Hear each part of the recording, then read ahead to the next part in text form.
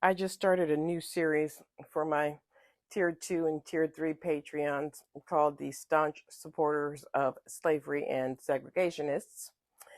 It is the prerequisite to the series Stewards of Segregation. And so far, I have done Nathan Bedford Forrest, Confederate General and Grand Wizard of the KKK, the Confederate President Jefferson Davis, and Confederate Vice President Alexander Hamilton Stevens. I just finished General Thomas Stonewall Jackson, and I'm starting on Robert E. Lee. And I keep coming across the same thing. I keep reading how these men were humane enslavers. You heard me correctly. Humane enslavers, which I didn't know there was such a thing. So let's level set. Nathan Bedford Forrest, an enslaver, a slave trader, and a man who partook of the fancy trade, the buying of light-skinned black women solely for the purposes of sex, was considered humane because he didn't separate enslaved families before he sold them into slavery. However, there was a rumor that he whipped his enslaved people, but he was still called humane. He bought a fancy girl and forced her to help him in selling enslaved people and had 2 children with her. Remember, a fancy girl is a light-skinned black girl, teenage girl, who was sold solely for the purposes of sex.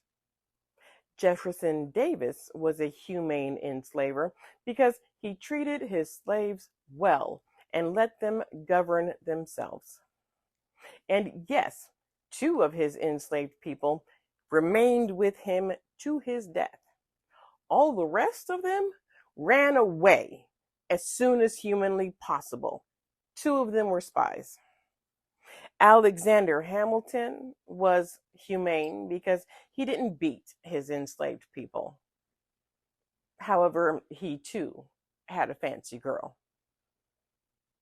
Or he violated one of the enslaved women on his plantation and he had a child with her.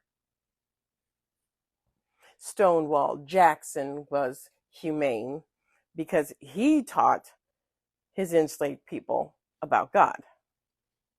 But he also that slavery was ordained by God. I also forgot to tell you, much has been made about the fact that Alexander Hamilton Stevens, the vice president of the Confederacy, his enslaved people stayed with him until he died, even after the Civil War.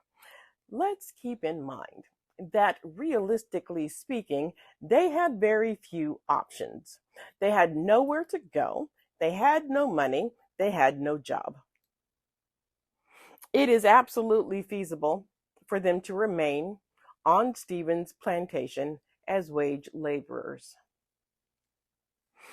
And over and over and over again, I read how these were humane enslavers for a variety of reasons. They didn't beat the people that they enslaved.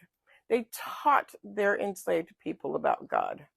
They did not separate enslaved families before they sold them into slavery. They're missing a key factor.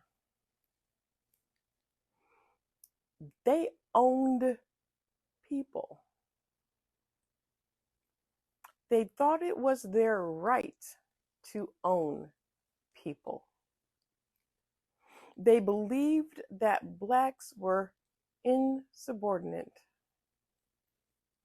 that it was their lot in life to serve white people. At least 2 of them believed that God ordained it. They all fought a war in order to maintain the right to own black people. you can see the influence of the lost cause theory all over the historian's perspective of these men who committed treason. The lost cause theory that said that slavery wasn't bad, enslaved people liked being enslaved, and enslavers were kind. Did you catch that last one? And just to be clear,